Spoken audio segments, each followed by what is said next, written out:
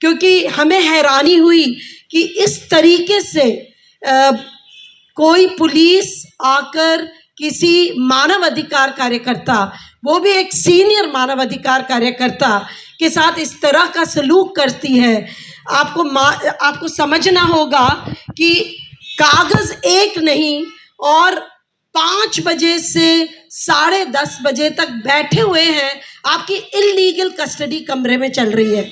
और जब वहाँ के वकीलों ने कहा ये नहीं होने देंगे, हम आपको नहीं जाने देंगे, और उनके भाई स्थानीय थाने में जाके उन्होंने रिपोर्ट किया कि ये पुलिस आके मेरे भाई को बिना कोई कागज़ किडनैप करना चाहती है, तो स्थानीय बैंगलोर पुलिस वहाँ पहुँची और वकील भी सारे पहुँचे। फिर जाके जो पहले हम सीआरपीसी में सेक्शन 41A नोटिस बोलते थे, जो निज़ाम पाशा जी ने पहले हमें बता दिया है कि आपको नोटिस दे के बुला के आपसे बात करेंगे, आपसे पूछा जाएगा। जब 3 साल से कम अपराध की सज़ा है तो आपको बुलाया जाएगा।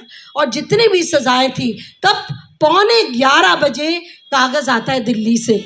आप समझ सकते हैं कि SHO शाहीन बाग एक फ्रंट है, सारा कुछ पीछे से हो रहा है। अगर मेरी FIR 1248 दिल्ली में दर्ज होती है, मैं कैसे 5 बजे बैंगलोर के फ्रेजर टाउन पहुंच सकती हूँ? आप बताइए। मैं तो जयपुर, जो और भी 200 किलोमीटर दूर है, 225, तब भी इतना वक्त लग जाता है। बैंगलोर पहुंचना तो नामुमकिन है। मेरी अपनी पर्सनल जेट हो तो भी शायद संभव नहीं होगा। तो ये सारा कुछ ये भी समझना होगा कि एक रात पहले या करीब 9-10 बजे संगठन पे 22 पुलिस वाले उनके दफ्तर पहुंचते हैं।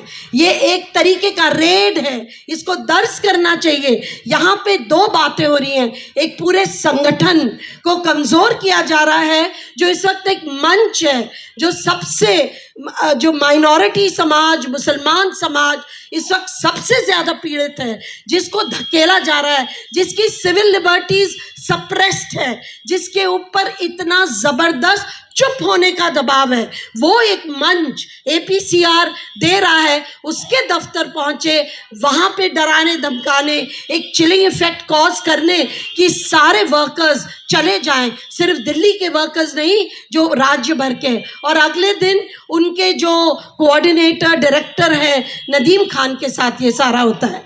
आपको हैरानी होगी कि जब कागज़ दे दिया और उनसे बोला ठीक है 30 माने संडे की 1 बजे तक आपको हमारे से बात करनी है, तो दिल्ली पुलिस संडे भी रही, कल मंडे भी रही, और अब निकली होगी जब प्रोटेक्शन दिया है।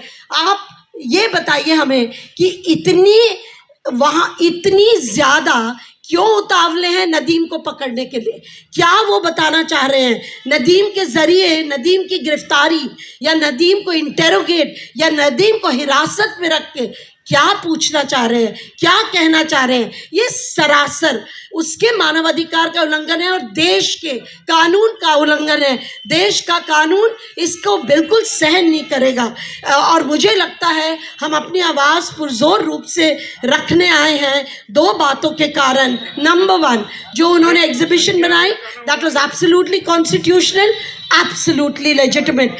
इस वक्त मानव अधिकार के टूल्स क्या बचे हैं? हम शांतिपूर्वक मानव अधिकार के मुद्दे पर संघर्ष करना चाहते हैं। हम ना बंदूक उठा रहे हैं, ना हम मारपीट कर रहे हैं, ना हम गाली गलौज कर रहे हैं। हम सार्वजनिक मंच में हम कॉन्स्टिट्यूशनल टूल्स से लड़ रहे हैं। आप हमें फैक्ट फाइंडिंग करने नहीं देते।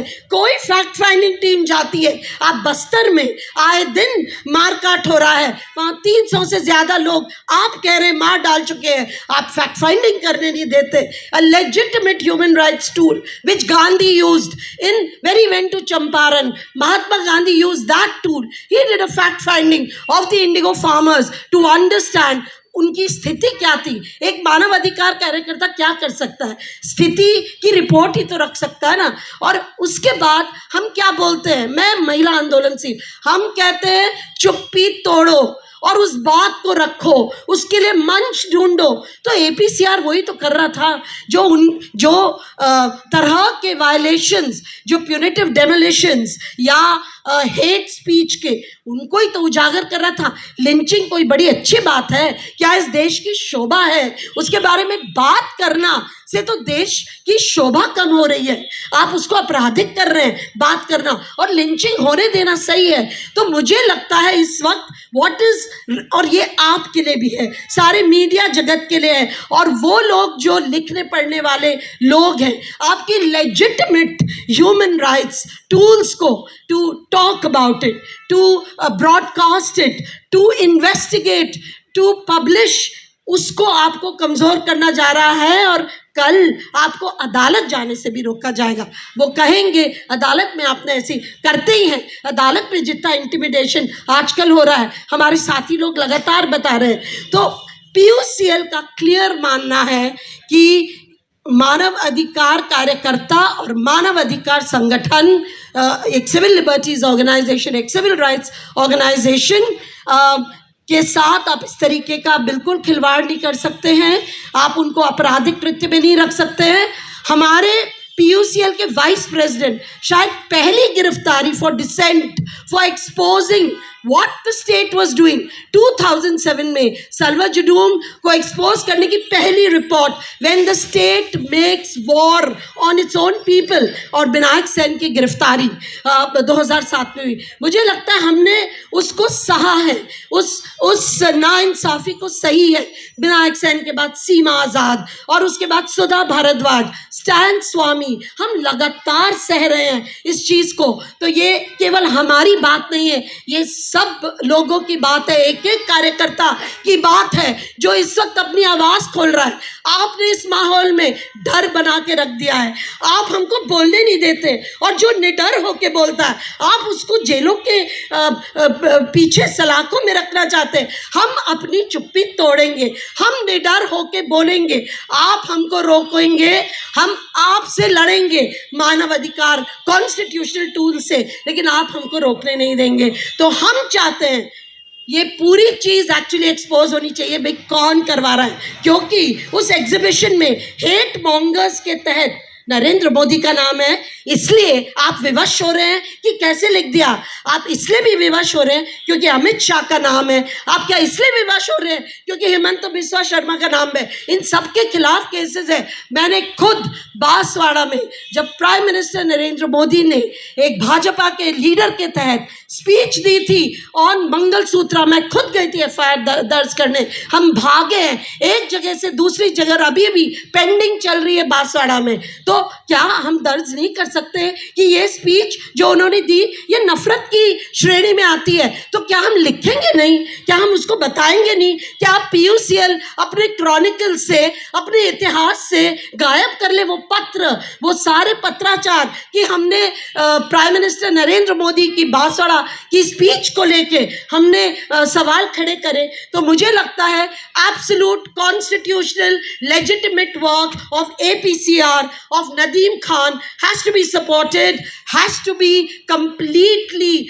publicly we have to stand with him, and हम लोग अपील करेंगे कि ये FIR क्वाश हो। ये बिल्कुल बकवास है। इस FIR के बहाने आप कुछ और करने जा रहे हैं, हमें भी पता है। तो ये बंद होनी चाहिए। और ये शाहीन बाग कौन है पीछे वो हमें पता है, लेकिन शाहीन बाग के SHO जो इस वक्त लालायत फिर रहे हैं उनकी गिरफ्तारी के लिए इलीगल तरीके से, उनके खिलाफ केस दर्ज हो for breaking the law, for violating his constitutional rights. और तीसरा, जो उनके परिवार को इतना परेशान करा, उनके भाई के घर में जाकर बैठ गए, वहाँ भी हम डिमांड कर रहे हैं compensation. I stop here, but this is a very passionate subject for us human right defenders. 9 दिसंबर को ह्यूमन राइट्स डिफेंडर्स डे है। 1998 में डिक्लेरेशन हुआ, हमारी कंट्री ने भी साइन किया कि सारे देशों के मानव अधिकार संरक्षकों की संरक्षण हम राज्य करेगा, संरक्षण काम करने के लिए स्पेस देगा। और वो देख लीजिए कितने वर्ष हो गए हैं, I think it's going to be 34 years, और हम लोग कहाँ पे खड़े हैं। हम दोबारा से मानव अधिकार कार्यकर्ताओं को जेलों में भेजना चाहते हैं। India is violating international law. तो हम लोगों ने कल एक नेशनल कॉल दिया है कि 9 दिसंबर को जो मानव अधिकार संरक्षण दिवस, अंतर्राष्ट्रीय मानव अधिकार संरक्षक दिवस है, हम उस दिन नदीम के लिए, जुबैर के लिए और अन्य कार्यकर्ताओं जिनके ऊपर हमले हो रहे हैं राज के, जिनके राइट सप्रेस कर रहे हैं, उनके विरोध में हम खड़े होंगे। और हम आंख से आंख मिला के राज्य को बोलना चाहेंगे, सरकारों को बोलना चाहेंगे, आप हमारे सिविल लिबर्टीज को नहीं छीन सकते। धन्यवाद।